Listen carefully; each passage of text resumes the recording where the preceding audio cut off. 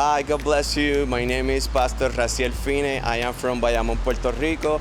I am currently assistant pastor in the Disciple of Christ church in Buena Vista, Bayamón. I'm what you call the next gen pastor. I attend from kids, youth, and till 25-year-olds.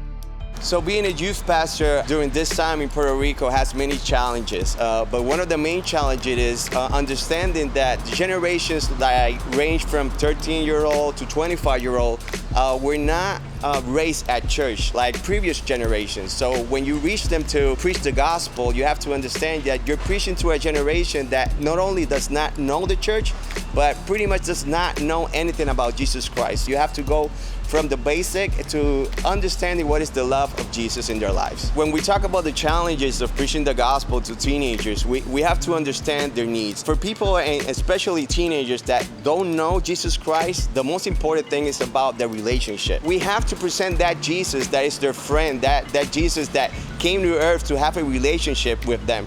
Once we have that relationship, once we can explain that basis of the heart of Jesus Christ, the other things are going to come in nature to them, like the understanding of the gospel, the understanding of the reading the Bible, the understanding of going to church and living a life in prayer.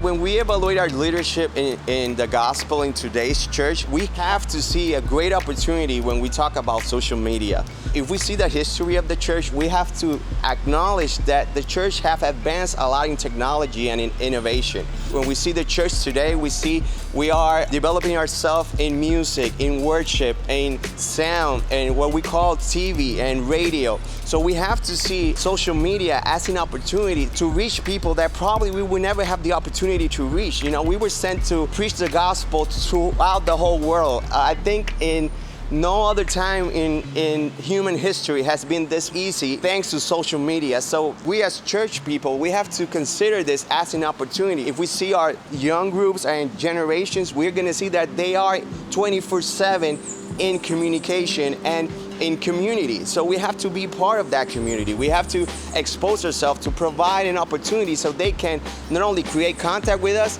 but create contact with Jesus Christ, with His words, and with His gospel throughout social media.